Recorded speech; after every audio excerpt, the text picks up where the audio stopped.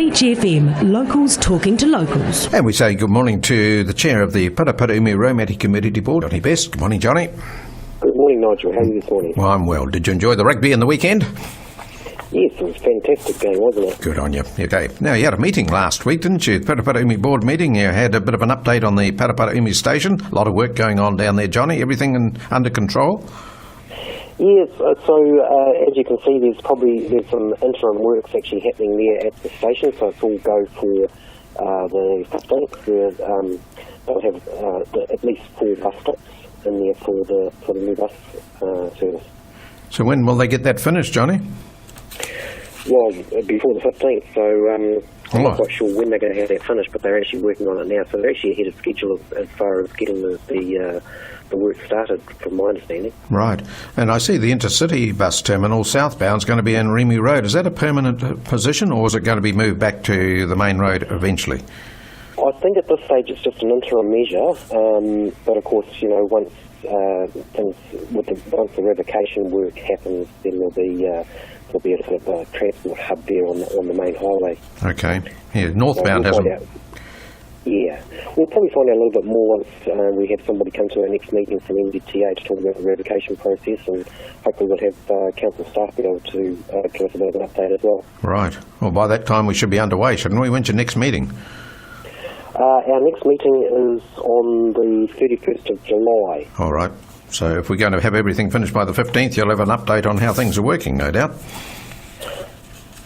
Yeah, so what we're having an update is of the revocation process. So the revocation is probably not going to happen until later this year or early next year.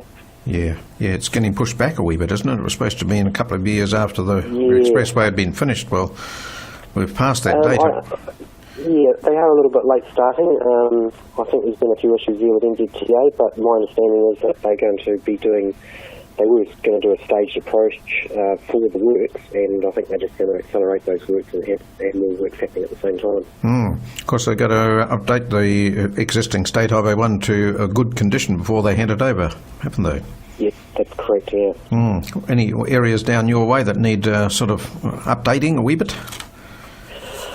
Well, I mean, we've always been pushing for that area from the Poplar Ave through to Harker Street. Yep. And my understanding is that's one of the first areas they're going to be starting to look at, is that area there. They're still looking at putting a roundabout at Raumati Road, aren't they, in the old State Highway 1? That's my understanding. And I think it's one of those areas where they want to do something reasonably quickly because there have been a few accidents at that intersection there. Right. I think NZTA is paying for that one too. Yeah, they're paying for all the works on the highway. They're paying for that, and I think with the footpaths and things like that, they sort of fund that as well. Right. Not quite sure whether it's 100%, but they fund a lot of that work as well. Good. And talking about roading, Poplar Avenue, I heard some people saying on the weekend it's very uneven and rough. Are they going to be doing that up? That would be a council job, though, wouldn't it? Yeah, I'm not sure about Poplar Ave myself. I know there has been some talk about the right turning bay into Leinster Ave. Yeah, I mean, I think it's one of those areas where it's a bit where there's a lot of peace and stuff like that, and the road does sort of deteriorate after a while. Yeah, NZTA might be responsible for some of that because that's where they had their work site, wasn't it, when they were putting in the expressway? So they might have to do that up as well. Yep, and the NZTA funds, funding actually funds for local roads as well. It's just not 100%. Okay. Now that Harawa Park, I think the council sort of said, yeah, we've got a development plan that's going up for public consultation. When's that happening?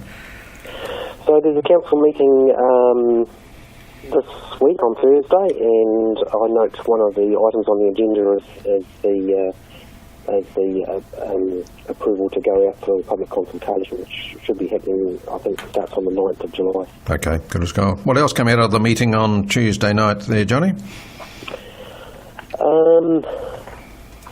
What else happened? We had a bit of a chat about the Raumati Road bus stop. There's been a little bit of talk about the bus stop there on close to the council building here. There's no shelter there at the moment, but it's going to be coming soon.